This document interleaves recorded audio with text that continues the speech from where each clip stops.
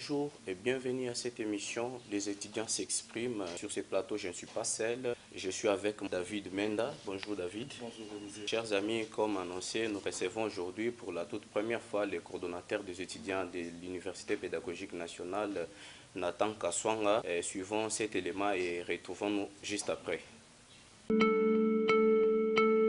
Juste à ça, et vous continuez à faire la fierté de l'UPEN parce que la fois passée c'était Mario, cette année vous également toujours de l'UPEN, donc c'est l'UPEN qui chapeaute toujours. Oui, exactement. C'est là qui montre que nous sommes forts. Formidable. Merci. Pouvons-nous dire que Mario Baïteleme que Nathan Kaswanga a presque un parcours similaire? Eh bien, Mario, lui, il était le président national. Ouais. Et moi aussi, j'avais postulé comme vice-président. Et je peux dire, c'est presque la même chose. Et aujourd'hui, je suis aussi élu vice-président national. Vous faites tous la fierté de l'UPEN. Exactement, parce que si nous faisons même les analyses, Ouais. l'UPN est parmi des grandes universités du Congo. Donc, nous devons toujours être là à la tête. Parlons des différentes réalités à l'UPEN. On est longtemps resté des années précédentes, et cette année également, le problème des omissions des noms qui revient presque chaque année. Pouvons-nous dire que c'est la mauvaise gestion du comité en place ou bien ce sont eux-mêmes les étudiants qui ne savent pas s'orienter à régler leur situation de paiement parce que la cause, ça provient toujours d'un étudiant qui se retrouve avec son bordereau, mais qui, lorsqu'on affiche le liste définitive, il ne retrouve pas son nom. Qu'est-ce que vous en dites, vous, en tant que coordonnateur de tous ces étudiants? Eh ben, merci beaucoup pour cette question pertinente. Je crois que les problèmes est celle-ci. Depuis l'arrivée du comité de gestion actuel, Ouais.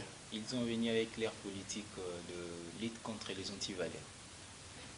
Avec cette politique qui permet à ce que d'éviter la corruption de tous ces réseaux mafieux, raison pour laquelle avant la délibération on est toujours censé d'afficher de listes additives.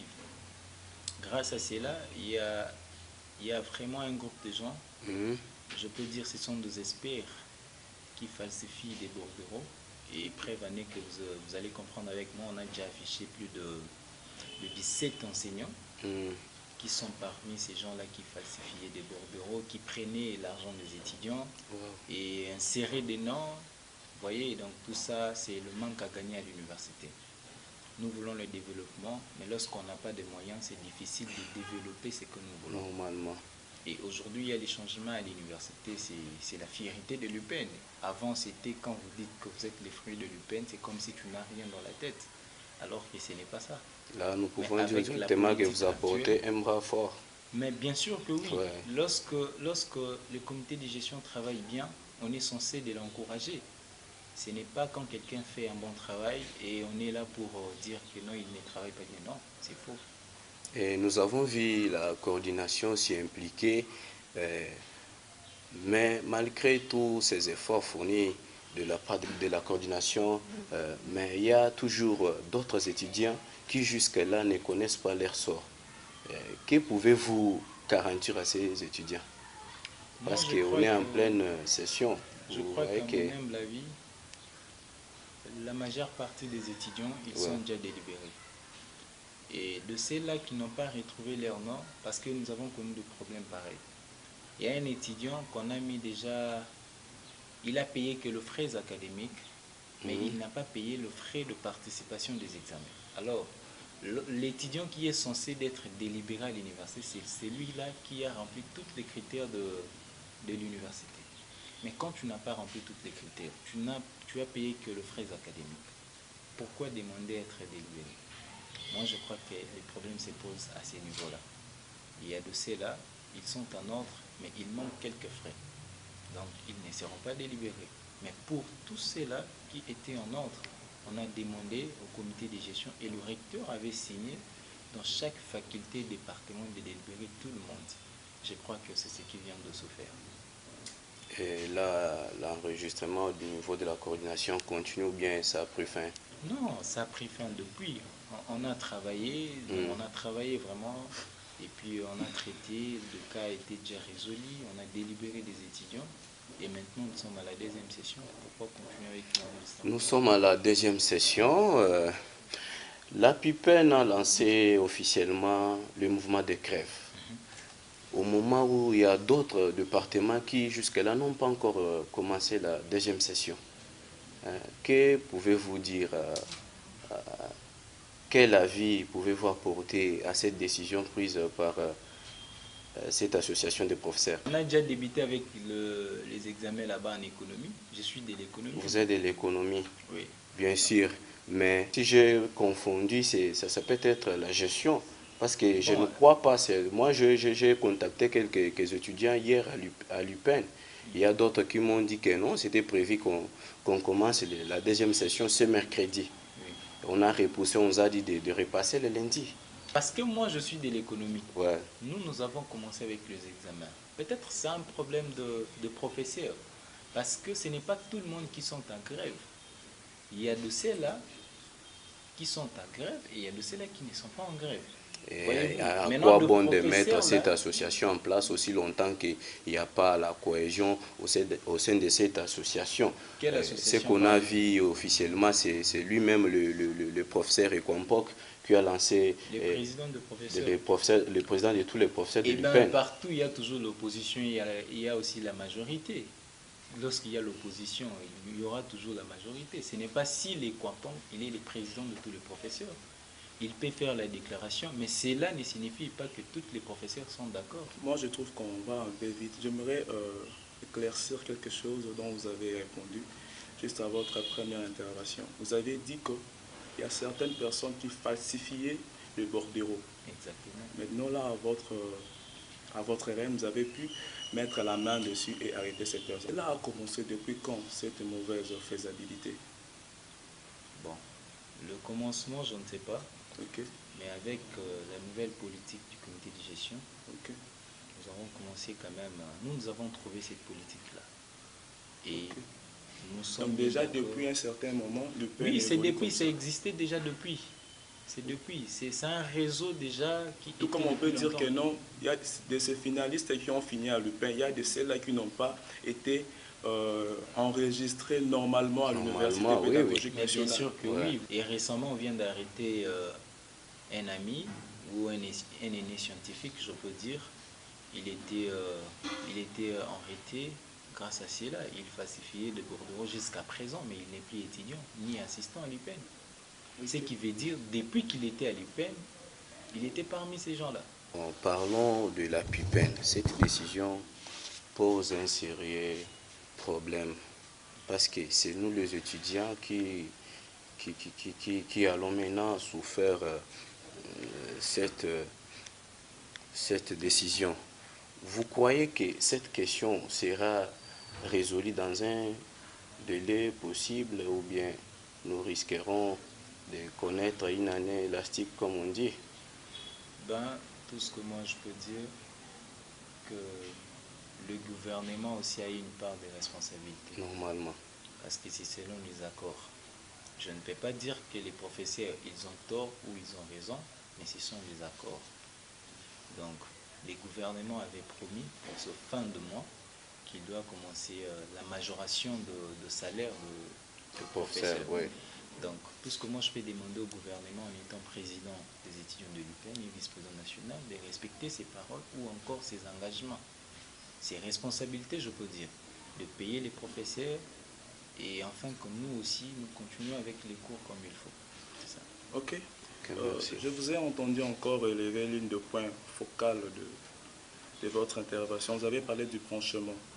Alors, il y a le monnaillage de codes, communément appelé corruption, branchement. D'autres appellent ça, en deux termes beaucoup plus appropriés, ils appellent ça un couloir. Vous voyez? Alors, il semble que cela est devenu une des sources de revenus très sûrs pour certains enseignants à faire un branchement et tout. Alors la question se pose, quelles sont les causes qui entraînent les enseignants à faire cela? Ben, pour savoir vraiment de causes réelles, Okay. Moi, je dirais que je n'ai pas encore de cause réelle sur ça. Mais et les enseignants, ils le savent. Également avec les étudiants, ils doivent dénoncer tous ces étudiants, tous ces professeurs-là, les enseignants-là qui font ces histoires-là. Et nous allons les arrêter. C'est ça notre Vous objectif. êtes sûr que c'est possible de les arrêter ou bien vous Comment dites que parvenir non, à nous faire ça? allons les arrêter? Mais C'est pas une aujourd'hui, simple il y opération. avait le système d'insérer des noms des étudiants qui ne payaient pas le frais réellement à la banque. Ouais. Comment nous avons arrêté? Nous luttons contre les antivaleurs. La lutte là ne demande pas que c'est seulement le comité de gestion, mais c'est avec nous tous et avec la participation de tout le monde. Également avec les étudiants, de dénoncer toutes ces personnes-là. C'est comme ça que nous allons combattre ces histoires. Et lorsque vous ne dénoncez pas, comment nous allons savoir que c'est tel enseignant qui font ça? Moi, je crois qu'il faut dénoncer. Et après avoir dénoncé, ils auront des sanctions. Ok. Encore seulement en ce même allure, plusieurs personnes déplorent une montée de certaines immoralités dans le milieu universitaire. Je parle de l'UPEN, bien sûr. Et déplorent notamment la corruption qui permet à certains étudiants de passer des promotions sans faire des efforts, en moyennant quelques billets de dollars, ils passent des promotions comme ça. Ben, c'est ça que tout à l'heure je viens de répondre sur ce point-là. Je crois que c'est presque la même question que tu viens de poser. Il y a quelque part, moi je n'ai pas en tout cas bien compris, voilà pourquoi j'ai évoqué la question. C'est presque la même question. Mhm. Si, j'ai bien dit, s'il y a des gens qui font ça, parce que nous les savons très bien qu'on ne peut pas ignorer. Ce sont des choses qui Donc vous existent. affirmez qu'il y a des personnes qui font ça? Je n'affirme pas. Okay. Ouais. J'ai dit que ce sont des choses qui existaient. Mais avec la lutte contre les antivaleurs, nous commençons maintenant à découvrir certaines personnes, y compris les étudiants, les enseignants et les corps administratifs qui faisaient ces histoires-là, c'est-à-dire la corruption, qui facilitait les gens qui ne viennent même pas au cours pour passer des classes facilement et terminer sans toutefois passer dans le voie normale. Donc, je dis, pour réussir à tout cela, ça demande la participation de tout le monde. Il faut dénoncer tous qui font ça et nous allons mettre de main là-dessus pour agir. Ça. Maintenant, M. Cordon, dites-nous, quelles sont les conséquences pour ces étudiants qui passent des classes en moyennant des billets de dollars? Les conséquences est que, surtout pour ceux-là qui ont déjà terminé les études, ils seront d'ailleurs incapables de défendre même leur diplôme. Grâce à cela, vous allez constater avec moi que tu peux être licencié, mais quand tu arrives dans une entreprise ou quelque part, société, devant un test, tu n'arrives pas à défendre ton diplôme.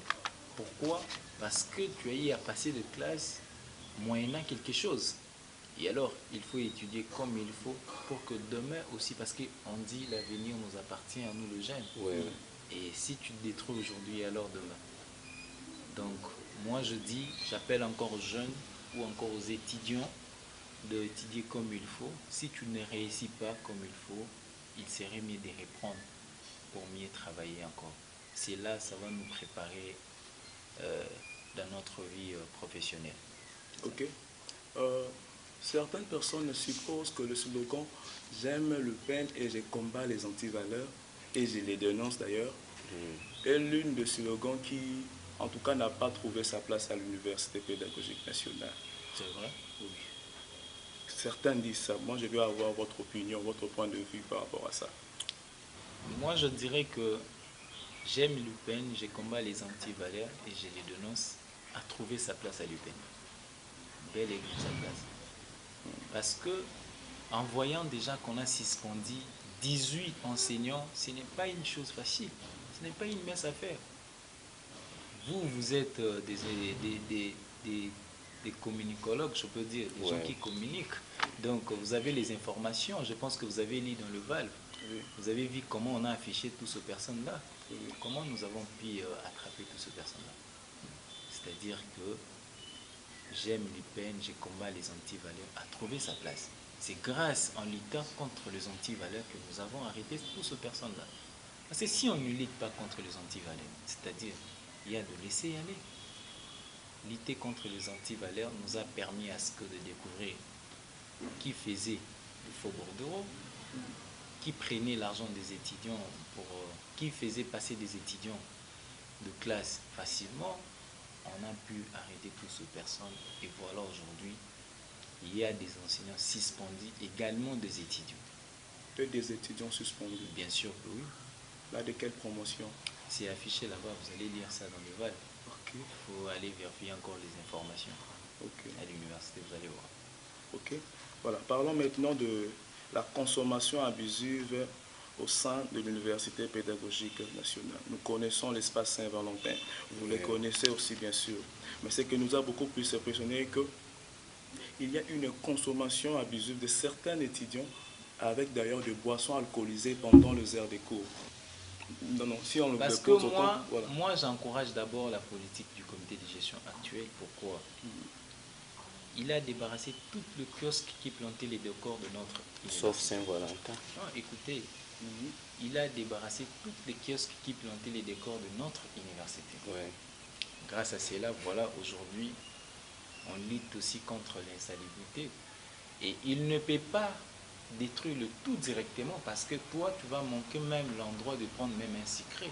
Raison pour laquelle, grâce à cela, il a laissé les Saint-Valentin. Aujourd'hui, nous avons un restaurant moderne. Et nous allons détruire encore les Saint-Valentin. Nous tous, nous allons se référer là-bas au restaurant moderne. Je crois qu'il n'y aura plus ces histoires-là. Ils auront maintenant une politique de vendre les petites histoires-là à un prix plus élevé parce qu'on n'aura pas un autre endroit à en avoir. Non, quand vous allez rester avec un seul resto sur le site de l'UPEN, vous voyez que... Je crois que j'ai parlé personnellement avec les responsables du restaurant. Ouais. Il m'a rassuré que il n'y aura pas un prix débordé ou quoi que ce soit. Les foufous, si c'est les foufous, ça sera toujours à 500 ou 300 francs comme ça. Ouais. Le légume, c'est toujours au même prix, 500 000 francs. Je ne vois pas où est la différence.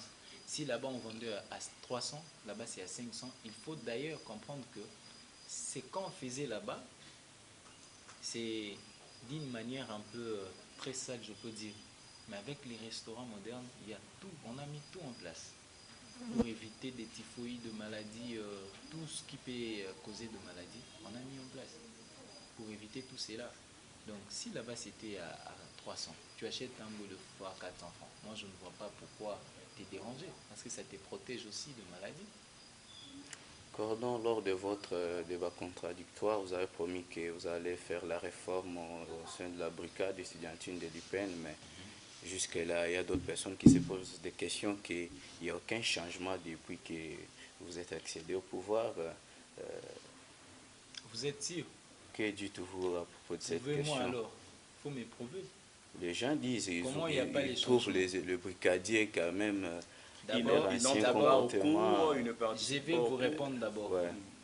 Sur ça, quand je parlais de la réforme, une fois élu à la tête de la coordination, on a délogé tous les étudiants qui habitaient au Congo. Je pense que vous êtes informés.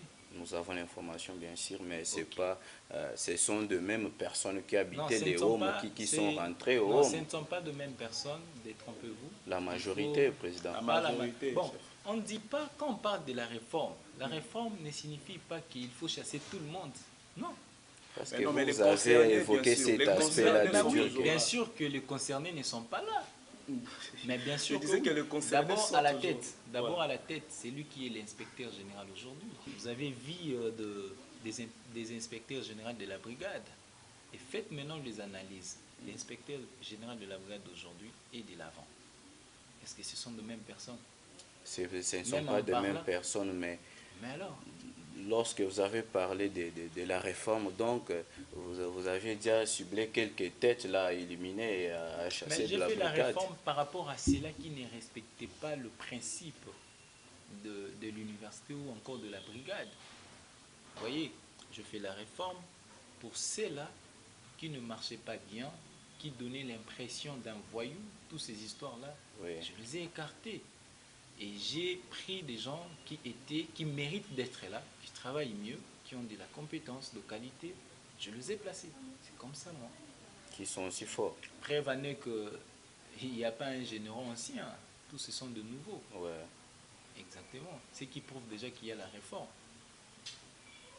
Vous avez dit la brigade, c'est pas le biceps, ça c'est la tête, Mais il y a imaginez-vous, d'autres brigadiers qui sont maltraités parce qu'ils n'ont pas de biceps, ils des sont... brigadiers. Oui, normalement, il y a Brigadiers d'autres... maltraités par qui? Ils sont qualifiés lors de différentes parades là-bas.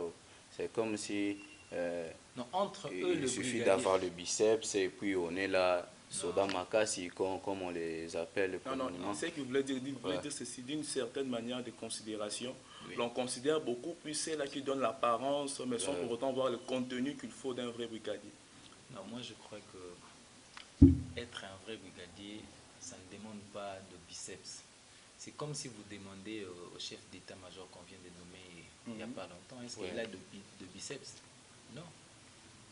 Également avec moi, si j'allais voir de biceps, mais faites les analyses entre mes généraux, est-ce qu'ils ont de biceps?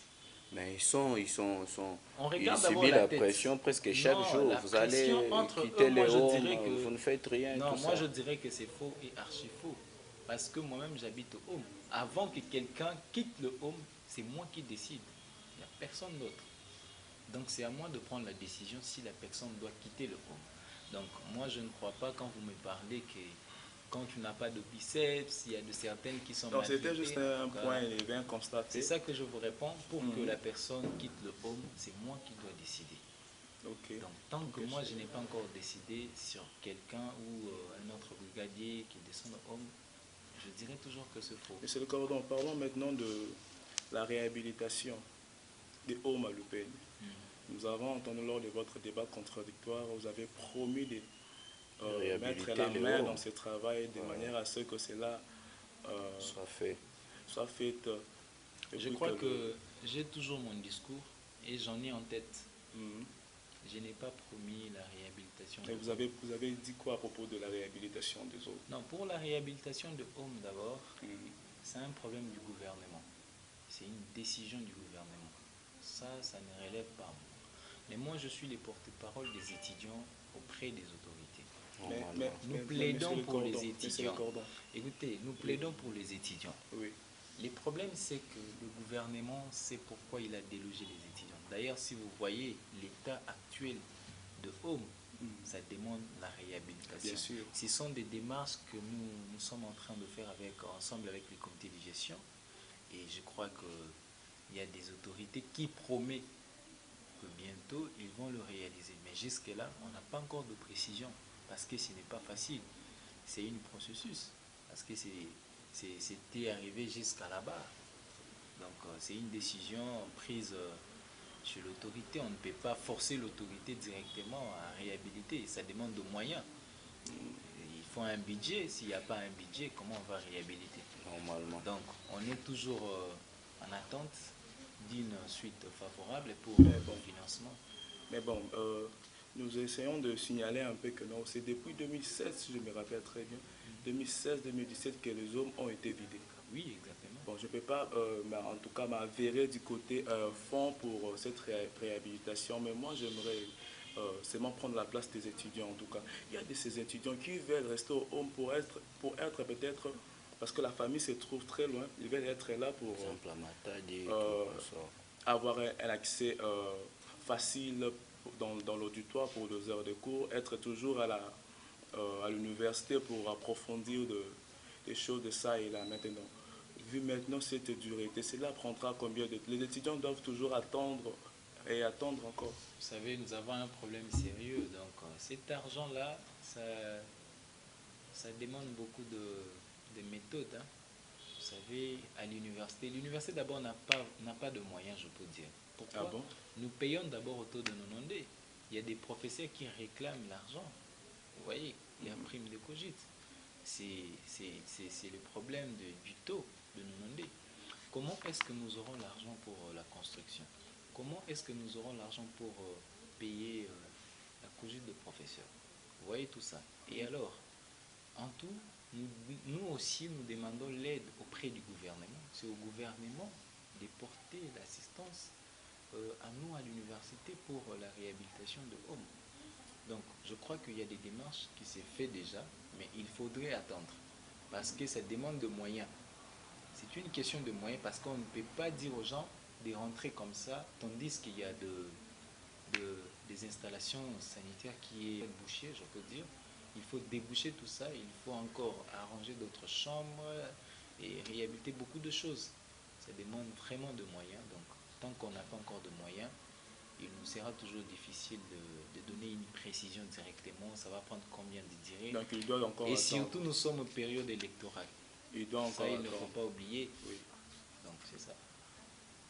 Ok, ben, nous avions vu sur les réseaux sociaux une affiche qui disait vous organisez quelque chose pour les étudiants qui veulent mettre, qui sont inscrits maintenant en G1, nouveaux étudiants, le 24. Parlez-nous un peu de cela. Cet événement. Ouais, je crois que, je ne sais pas si j'ai oublié, mais depuis que je suis à l'UPEN, je n'ai jamais vu cet événement au sein de mon établissement. Mais aujourd'hui, nous avons pensé à ces étudiants-là, les accueillir, leur montrer comment l'université fonctionne, quelles sont les autorités et quelques activités. Il y a beaucoup de surprises qui seront ces jours-là. Je crois que c'est prévu pour le 24 novembre. Nous invitons juste même les anciens, c'est-à-dire les aînés scientifiques, et les nouveaux venus de participer massivement dans cette activité parce que c'est pour eux. Nous allons les accueillir et eux aussi ils doivent participer en ça. Donc c'est prévu pour le 24 novembre. Donc c'est gratuit, je peux dire. Seulement qu'il faut juste acheter le polo. Hein. Ok. On m'a dit qu'elles sont déjà disponibles. C'est déjà disponible. Il y a des t-shirts qui est déjà disponible. Donc il faudrait juste passer là-bas pour en avoir. Moyennant passer à la coordination de l'UPEN. Oui. Voilà. Deuxième-nous, monsieur Le Cordon, c'est quand la rentrée à l'Université pédagogique nationale? La rentrée académique a été déjà effectuée depuis le 15 octobre. Mais bon, nous on n'a pas, en tout cas, nous on entendait voir une grande masse des étudiants venir, et puis parce que nous savions quand il y a une foule des étudiants d'ailleurs. Mais ceux-là qui font la deuxième session, c'est ça, non? Non, ce n'est pas la deuxième session. Il fallait venir à la salle de promotion cadet. Okay. Donc c'est là qu'on a eu à passer la cérémonie. Donc vous avez les étudiants sont renvoyés pour qu'ils repassent dans les jours à venir pour voir si les horaires sont affichés. L'ouverture de la rentrée académique, ils vont débuter avec les cours, si tout va bien, le lundi déjà, parce qu'on établit les horaires, on va aussi l'administration à côté de salle de cours. Il faut que ça travaille cette semaine et le lundi, ils vont débuter avec les cours. Nous sommes arrivés à terme de cette émission. Quel message pouvez-vous lancer à toute la communauté hypénienne, aussi que nous traversons une période électorale? Tout ce que moi je peux dire à tous les étudiants de l'UPEN, de ne pas céder à la manipulation, surtout face aux enjeux politiques qui se présentent. Gardons notre établissement apolitique. L'université reste apolitique. Mais la personne est politique, mais l'université est apolitique. Donc gardons nos milieux universitaires apolitiques et de ne pas céder à la manipulation des hommes politiques. Si nous voulons faire la politique, c'est à l'extérieur de l'université. Et encore, j'en appelle à tous les étudiants de travailler, de se mettre au travail pour l'année qui va débuter, qui a déjà débuté depuis le 15, et de beaucoup travailler pour cette année, et c'est ça. Il n'y aura plus des omissions de noms? Non, il n'y aura plus des omissions, il y a déjà toutes les dispositions. Le manque de compte et tout? Non, il n'y aura plus rien. Le problème de manque de code, tout, il n'y aura plus. Oui, bien, je crois que le message est passé. Vous nous avez suivis sur New Deal Télévision, nous avons réussi. C'était là le coordonnateur des étudiants de l'Université pédagogique nationale. Merci de nous avoir suivis. Retrouvons-nous à la prochaine occasion.